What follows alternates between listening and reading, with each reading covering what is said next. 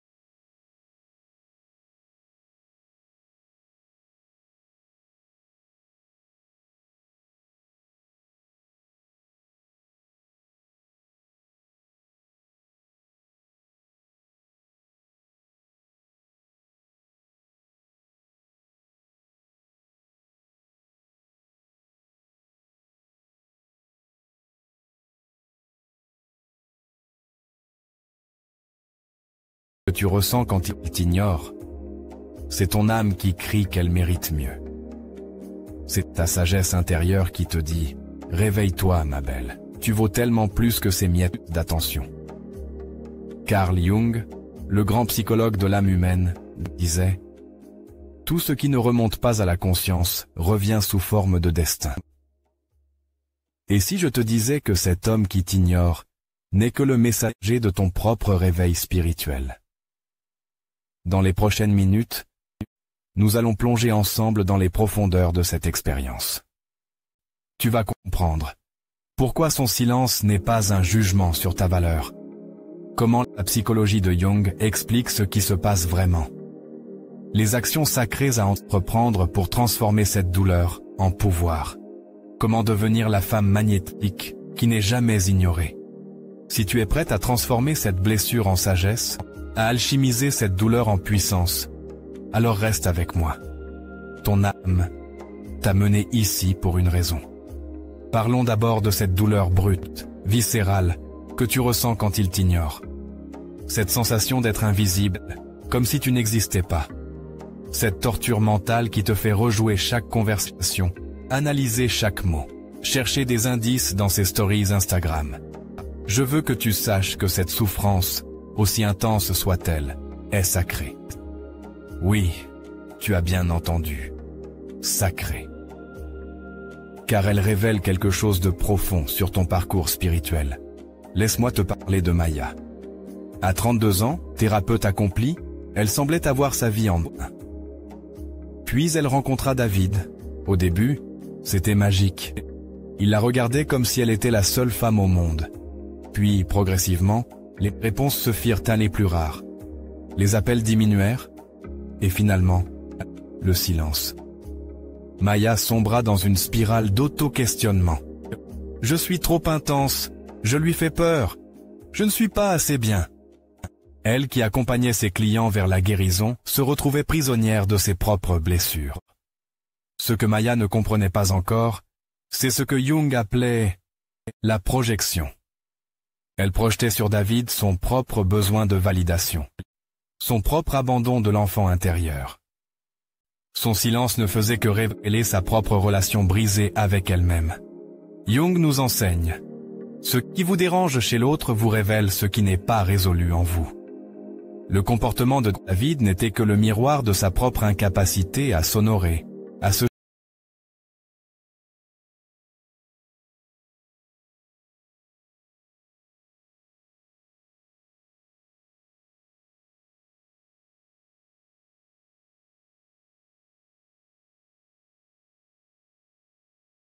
Tu restes prisonnière de ce que Jung appelait la persona, ce masque que nous portons pour plaire au monde extérieur. Quand il t'ignore, l'univers te dit, il est temps de rentrer chez toi, dans ton propre cœur. Il est temps de devenir ta propre source d'amour. Si tu ressonnes avec ces mots, si tu sens cette vérité résonner dans ton âme, alors tu fais partie de ces femmes en éveil. Ces femmes qui refusent de mendier l'amour. Ces femmes qui transforment leurs blessures en sagesse. Tu n'es pas brisée, ma sœur. Tu es en train de te réveiller. Maintenant, plongeons dans la psyché masculine pour comprendre ce qui se passe vraiment quand un homme t'ignore. Attention. Comprendre ne signifie pas excuser. C'est te donner le pouvoir de la connaissance. Jung nous parle de l'anima, cette partie féminine inconsciente chez l'homme. Quand un homme rencontre une femme authentique, éveillée, elle réveille son anima. Et cela peut être terrifiant pour lui. Pourquoi? Parce que ta présence lui rappelle tout ce qu'il a coupé en lui. Ta sensibilité lui montre sa propre vulnérabilité qu'il a enterrée. Ton authenticité confronte ses masques. Alors, au lieu d'affronter cette révélation sur lui-même, il choisit la fuite. Il t'ignore.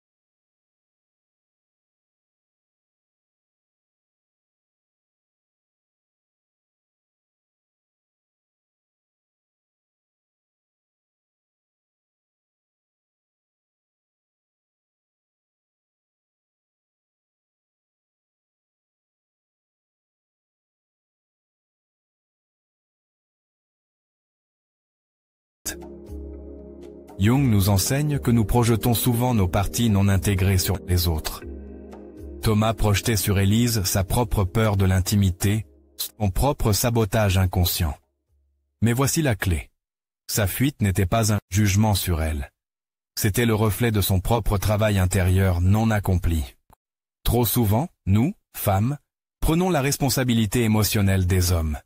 Nous nous disons, si je suis différente, il reviendra. Si je suis moins intense, il m'aimera. Mais Jung nous rappelle que chacun est responsable de son propre processus d'individuation.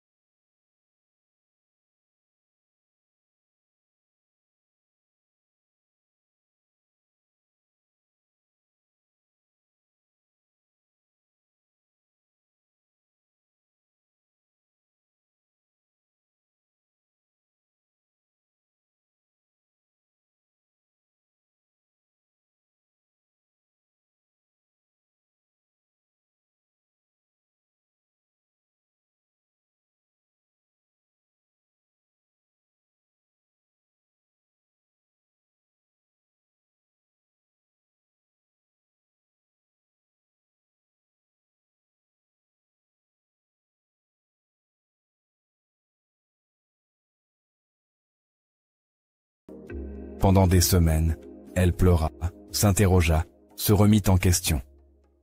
Elle qui était coach en développement personnel se sentait complètement perdue. Puis, un matin, quelque chose se brisa en elle. Pas son cœur. Son illusion. L'illusion qu'elle avait besoin de lui pour être complète. Ce jour-là, Sophie commença son vrai voyage spirituel. Elle se mit à méditer chaque matin. Elle explora ses blessures d'abandon de l'enfance. Elle découvrit sa codépendance émotionnelle. Elle apprit à se donner l'amour qu'elle cherchait chez Marc. 6 mois plus tard, Sophie rayonnait d'une lumière différente. Elle était devenue magnétique, non pas pour récupérer Marc, mais parce qu'elle était enfin complète en elle-même. Jung parlait de l'animus, cette énergie masculine en chaque femme. Quand tu cesses de chercher ta protection, ta validation, ta force à l'extérieur, tu éveilles ton propre masculin divin intérieur. Ton animus, c'est cette partie de toi qui dit non aux miettes. C'est cette énergie qui pose des limites, qui se respecte, qui refuse la médiocrité émotionnelle. Son silence arrive toujours au moment parfait pour ton évolution. Jung appelait cela la synchronicité. Ces coïncidences pas significatives qui guident notre chemin d'évolution. L'univers conspire toujours pour ton plus grand bien, même quand cela ressemble à ton plus grand mal. Dans le silence de cet homme se cache le plus beau cadeau. L'opportunité de tomber amoureuse de toi-même. L'opportunité de découvrir que tu es complète, entière, magnifique, avec ou sans lui. Cette ignorance n'est pas ta malédiction. C'est ton initiation. Voici la vérité que peu de femmes comprennent. Ta réaction à son silence détermine ton niveau de conscience spirituelle. Vas-tu réagir depuis tes blessures ou répondre depuis ta sagesse?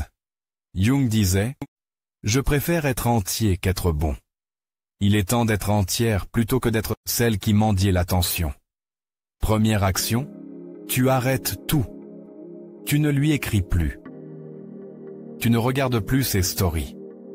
Tu ne vérifies plus s'il est en ligne. Ce n'est pas de la manipulation, c'est de l'autorespect.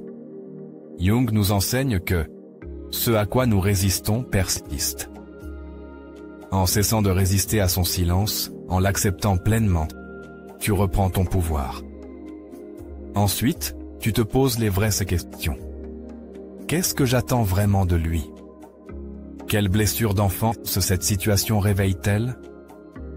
Comment puis-je me donner ce que j'attends de lui? Maya découvrit que l'ignorance de David réveillait l'abandon de son père émotionnellement absent. Elle attendait de David qu'il répare cette blessure paternelle. Jung nous invite à explorer notre ombre, cette partie de nous que nous refusons de voir. Quelle est ton ombre dans cette situation?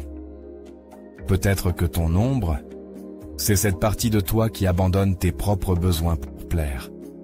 Cette partie qui dit oui quand elle pense non. Cette partie qui se trahit pour être aimée. Son ignorance te force à regarder en face cette traîtrise envers toi-même.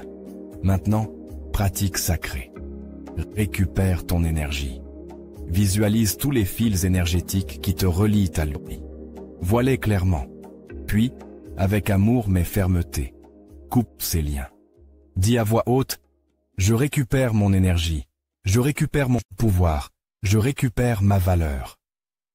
Chaque fois que tu as envie de lui écrire, écris-toi à toi-même. Chaque fois que tu veux vérifier ses réseaux, va te regarder dans le miroir et dis-toi, je t'aime ma belle. Tu es assez. Tu es plus qu'assez. Jung parlait du processus d'individuation, devenir qui nous sommes vraiment. Son ignorance te donne l'espace pour redécouvrir qui tu es quand tu n'essaies pas de plaire à quelqu'un. Reprends tes hobbies. Reconnecte avec tes amis. Fais ce qui nourrit ton âme. Deviens la femme que tu étais avant lui, mais en mieux. Claire avait 29 ans quand Antoine commença à l'ignorer après 3 mois de relations intenses. Au lieu de le supplier, Claire fit quelque chose de révolutionnaire. Elle se concentra sur elle-même. Elle s'inscrivit à des cours de danse. Elle partit seule en voyage.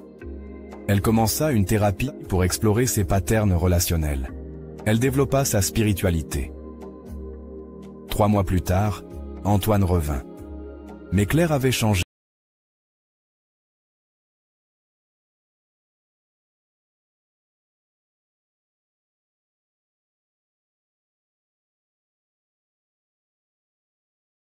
À me retrouver.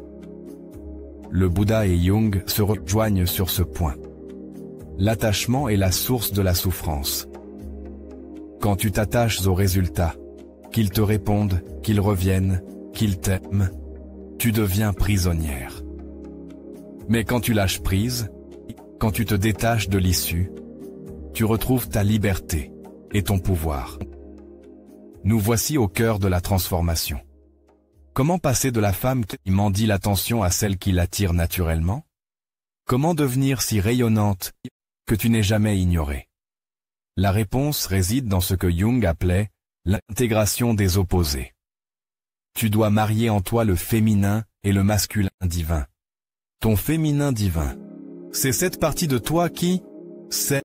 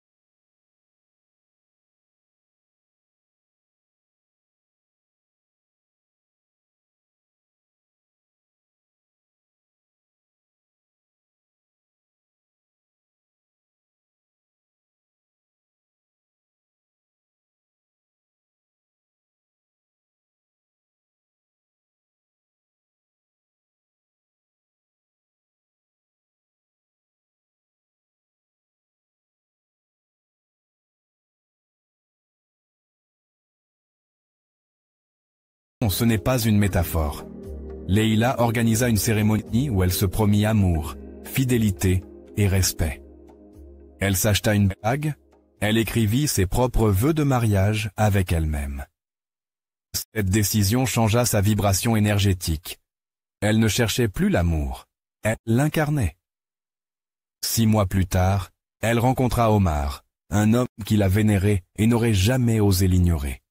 Quand tu deviens complète en toi-même, ta vibration change. Tu émets une fréquence différente. Tu attires alors des hommes qui vibrent à ton niveau de conscience.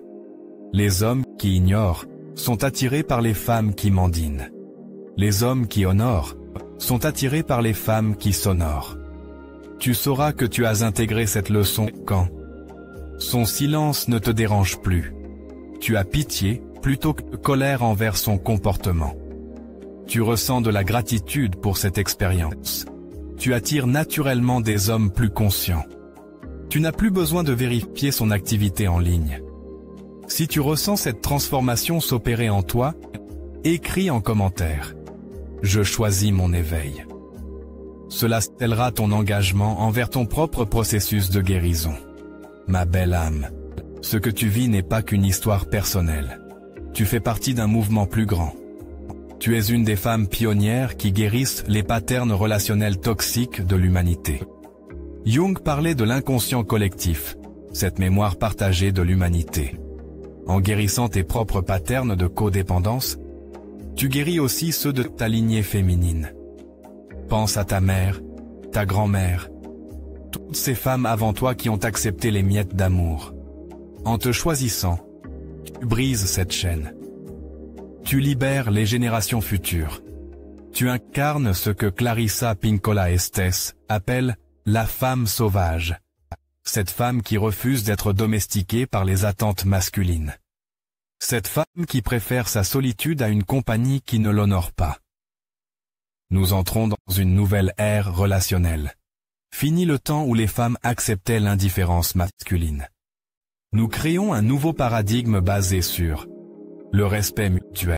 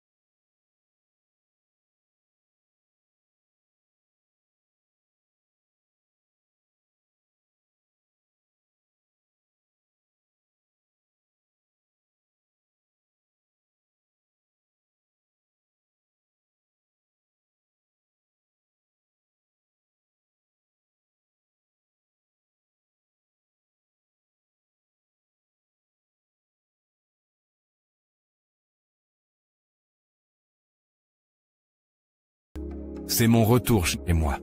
Répète avec moi cette affirmation sacrée. Je suis digne d'un amour qui ne me fait jamais douter de ma valeur. Je mérite un homme qui m'honore, me voit, me célèbre. Je ne m'en dirai jamais l'amour car je suis l'amour. Si cette vidéo a touché ton âme, si tu sens que ta guérison inspire d'autres femmes, laisse en commentaire. Je m'engage à m'aimer comme je veux être aimé. Et souviens-toi, tu n'es pas seul dans ce voyage. Nous sommes une communauté de femmes qui se soutiennent, qui s'élèvent mutuellement, qui refusent ensemble la médiocrité de l'amour.